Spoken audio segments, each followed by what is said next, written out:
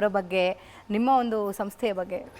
ನಾನು ಮೊದಲನೇದಾಗಿ ಮಳೆ ಆಧಾರಿತ ಒಂದು ತೋಟ ಮಾಡಬೇಕು ಅನ್ನೋ ಒಂದು ಕನಸನ್ನು ಇಟ್ಕೊಂಡಾಗ ಯಾರ ಜೊತೆಯಲ್ಲಿ ನಾನು ಸೇರಿಕೊಂಡು ಅವರ ಗೈಡೆನ್ಸ್ ತಗೋಬೇಕು ಅಂತ ನಾನು ಮತ್ತು ಆನಂದ್ ತೀರ್ಥ ಪ್ಯಾಟಿ ಇಡೀ ಕರ್ನಾಟಕ ಸುತ್ತಿದ್ದೀವಿ.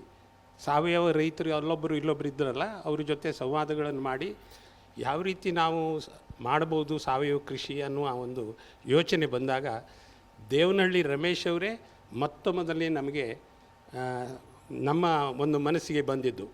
ಯಾಕೆ ಅಂತ ಹೇಳಿದರೆ ಅವರಲ್ಲಿ ಇರುವ ಒಂದು ಜ್ಞಾನ, ಬಹುಶಃ ನಾನು ಯೂನಿವರ್ಸಿಟಿ ವಿಜ್ಞಾನಿಗಳ ಜೊತೆನೂ ಸಾಕಷ್ಟು ಮಾತಾಡಿದ್ದೀನಿ, ಆದರೆ ರಮೇಶ್ ಸರ್ನಲ್ಲಿರುವ ಜ್ಞಾನ ಅದಕ್ಕಿಂತ ಜಾಸ್ತಿ ಇರೋದರಿಂದ ಅವರು ನಮ್ಮ ಗುರುಗಳು ಅನ್ನೋ ಒಂದು ಭಾವನೆಯಿಂದ ನಾನು ಮತ್ತು ಆನಂದ್ ತೀರ್ಥ ಪ್ಯಾಟಿ ಅವರನ್ನು ಗುರು ಸಮಾನವಾಗಿ ನಾವು ಅವರನ್ನು ಸ್ವೀಕಾರ ಮಾಡಿದ್ದೀವಿ.